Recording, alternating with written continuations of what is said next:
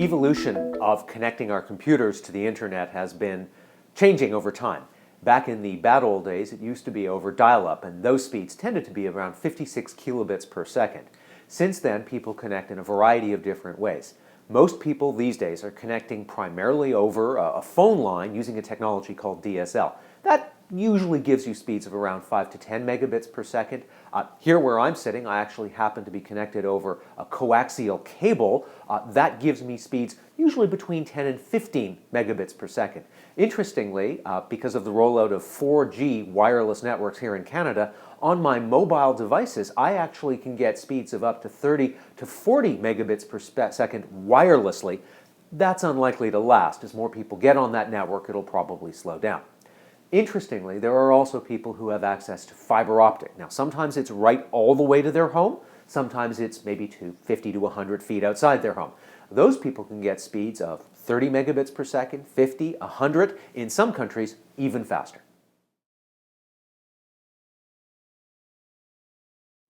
Now, fiber optic is actually at the heart of every single network out there. Whether you're connecting over a DSL line through a telco, a coaxial cable from a cable company, or wirelessly, at that heart of the network, they're moving all the bits around using fiber optic cable.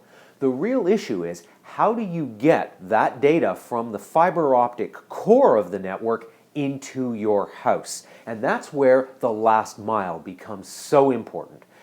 It turns out that depending on how long you're traveling, you can have a very wide range of speeds. For example, a phone line, a twisted copper pair, over a few hundred feet can get quite high bandwidth, 10 megabit, 20, 30, 40, 50 megabits per second.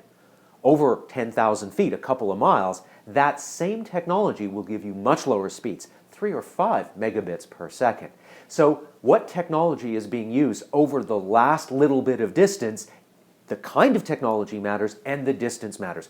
Believe it or not, there's actually a distance between 50 feet and 500 feet for some of these technologies. So that it isn't even just the last mile. Sometimes it's the last few meters.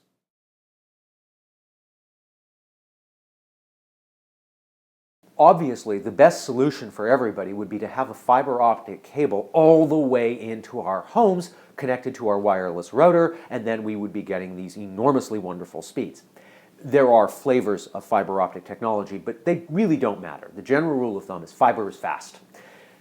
It's expensive.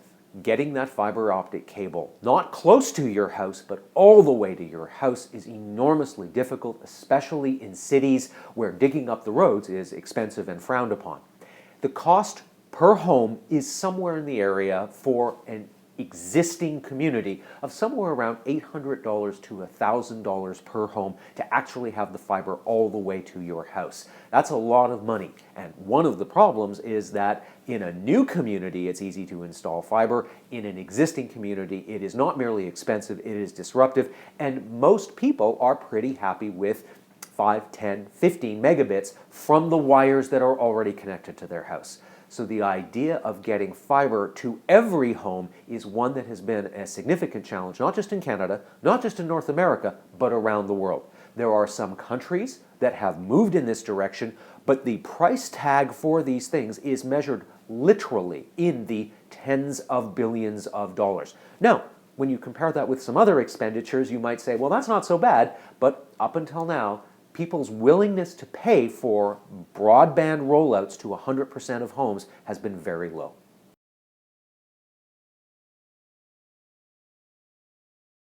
One of the fascinating things is that as higher speeds get rolled out, those who produce content all of a sudden have more room on the palette to play with.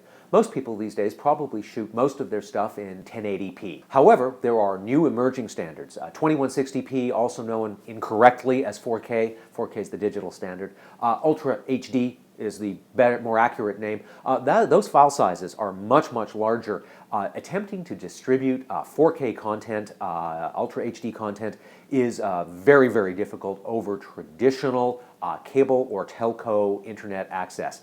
As the online world moves to faster speeds, both wired and wireless, the ability to move these much, much larger files, video files around will get better.